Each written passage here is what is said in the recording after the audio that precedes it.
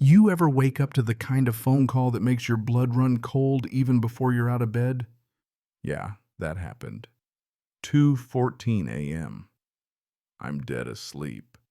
My phone goes off like a bomb on the nightstand. This isn't a normal ringtone. Mind you, this is the one I set for emergencies. The kind that would make a corpse do push-ups. I smack the lamp, nearly knock it over, fumble for the phone. Nobody calls at 2:14 a.m. with good news, you know what I mean? Tom, that's the name on the screen. Only the voice is trembling, barely a whisper. Mrs. Jenkins, my elderly neighbor, the type of woman who bakes cookies for stray dogs and probably prays for you whether you ask or not. She says, "Honey, are you awake? There's lights and cars' music. People going into your house. I'm not even processing that my house." She says, "Your lake house, and I think I saw Karen with them." Aw. Now that name jolts me awake faster than cold water down the back. Karen, the president of our neighborhood HOA, professional tyrant. The kind of woman who turns a clipboard into a weapon and walks around like she invented property lines. I don't even belong to the HOA. My lake house sits outside their fiefdom, but Karen acts like I'm just her unfinished business. "You're sure it's her?" I ask, and Mrs. Jenkins goes, "She marched in like the Queen of England." "Oh, and your security cameras offline. I tried the site. Nothing shows." Well, the only way those cameras go offline is if someone disables the system from inside the house. Now I'm sitting up, adrenaline kicking in. "Stay inside, lock your doors, don't go near them," I tell her. She whispers, "Oh, I'm not getting involved." "Honey, just thought you should know." I hang up, already yanking on jeans and boots jacket over a tee. My hand hovers over my gun safe out of reflex, but no, I'm not going to be the headline about a Marine who shot up a block party. Instead, I grab my keys and text the old group chat Devils of Lima Company. "My Marine brothers, emergency. Someone broke into the lake house. Meet at Route 7 gas station." Jack replies instantly, "On my way." Mario follows, "Finally some cardio." 15 minutes later, I roll up to the gas station. Jack's built like a refrigerator. Mario, like the fridge that fell on someone. They're sipping gas station coffee like it's deployment. "Who we killing?" Mario asks deadpan. "Nobody," I mutter, "just taking out the trash." On the way, I brief them, cameras offline, Karen, the whole circus. Mario snorts. "Clipboard goblin. The one who threatened to fine you over your mailbox not being community-approved wood stain. That's the one I say." "Thought so," he grins. "Been wanting to trip her for months." We take the last stretch of road, and even with the windows up, I can hear the bass. We crest the hill, and there it is. My house lit up like a damn yacht club, cars everywhere, strangers dancing on my deck, grilling on my patio, the keypad on the door torn open, wires hanging like party streamers. My jaw hurts from clenching. We get out 3 military guys walking with purpose. People scatter like we're the actual police. A woman in a designer dress stares us down.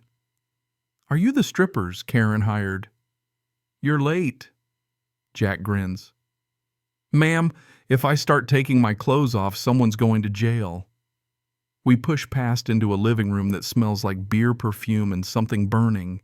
And there she is, Karen, standing dead center with a wine glass, giving some speech about once the paperwork's finalized, I'll have full control. He should thank me for managing a house like this. Then she sees me. She tries a smile so fake, it should be in a museum of fraud. "Tom, you're back early." "Turn the music off. Party's over," I say. She shrugs. "Relax. I have a document you gave me access. A signed authorization." She waves a folded paper. "You gave me permission to host community events. I never signed anything." Jack leans in, mutters. She's about to forget her teeth. Then, as if we're in a bad sitcom, some frat boy steps between us. "Hey," Karen said, "this is an Airbnb, but exclusive. She gave us the Wi-Fi password." I ask, "How much did you pay her?" $200 cash. Karen's eye twitches. That's when the real anger hits cold and sharp. Not the kind that shouts, but the kind that fixes things. "You broke in." Disabled my security, sold tickets to my home.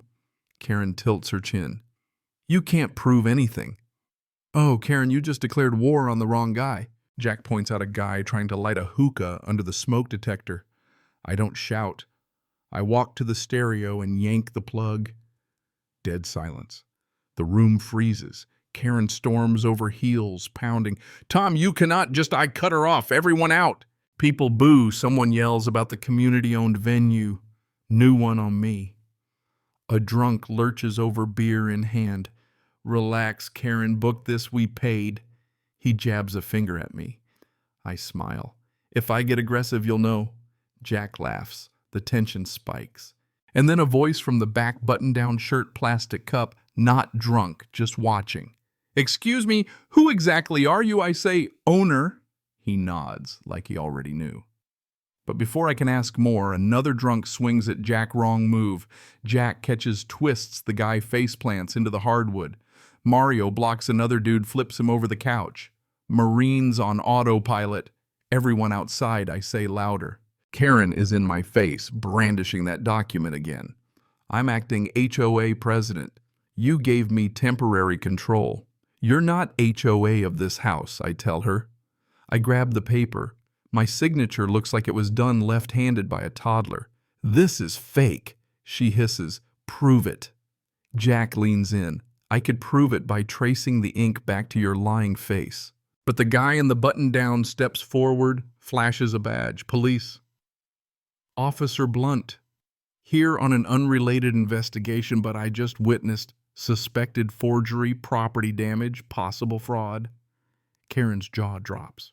You're a cop undercover, he says, and very interested in that signature. Mario blocks her as she tries to grab the paper. Then chaos, red and blue lights, outside people scrambling. One guy even dives into the lake. Officer Blunt leans over. Don't leave. Let me handle the statements.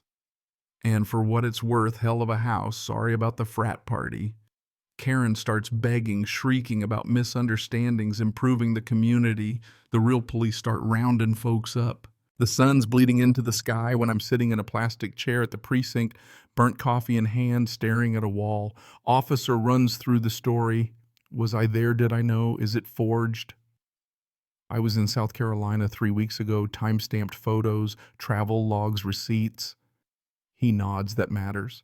Officer Blunt shows up now in uniform, slaps down a USB stick body cam footage from the night Karen talking about her full control, calling my house a community asset, even guests admitting they paid cash. I ask how he ended up there. Turns out they've had complaints about Karen for months, using empty houses for events, sketchy listings. Nothing stuck till now. Blunt says we've got criminal trespass, unlawful use fraud, but more would help. I hand him a folder, emails, texts. Karen threatening to absorb my property under community guidance. He whistles. That's bold. She thought I'd never fight back, I say. He grins. She picked the wrong Marine. Then the twist Joan, one of Karen's closest allies, flips. She's been used as a payment mule, threatened if she talked. Now she's ready to burn Karen down. With her testimony, everything unravels. Texts sweep my house, find hidden cameras wired to a cloud account. Logs show Karen accessed it 2 days before the party. The arrogance of it, watching my house like a reality show. My lawyer, Rachel, former JAG, reviews the forged authorization. Notary died 11 months ago. Fake witness address, Comic Sans, font, Child's Play. She's confident if we push Karen's looking at forgery, illegal surveillance, trespassing, fraud, maybe even tax evasion. We just need that public sympathetic witness. Joan delivers, signs the declaration. Karen retaliates, of course.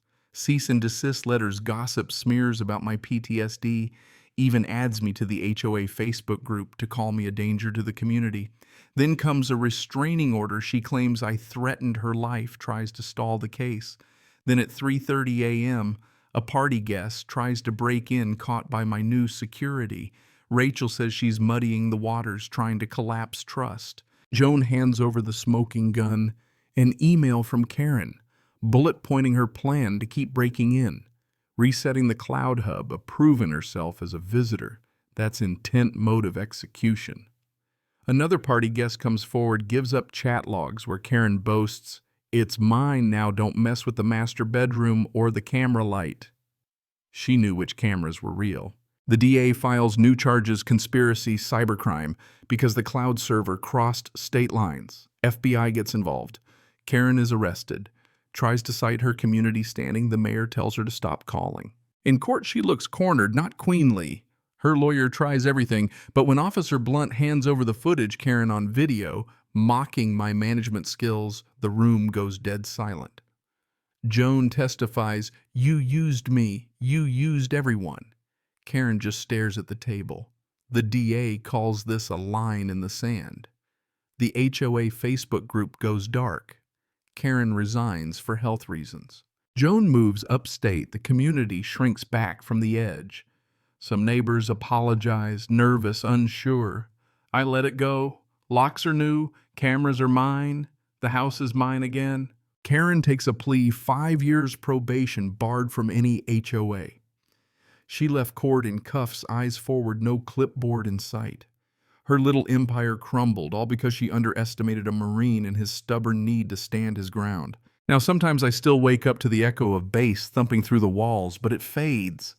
And when someone knocks at my door, it's just a neighbor with pie or someone needing a rake or maybe someone who finally sees me not as the guy who kept to himself, but as the one who held the line. So here's the question I want to throw back at you.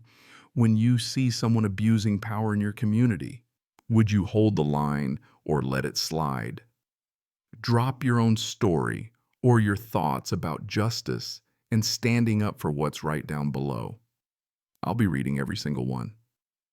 And if you've ever tangled with a clipboard queen, you know exactly how sweet it is when the good guys win.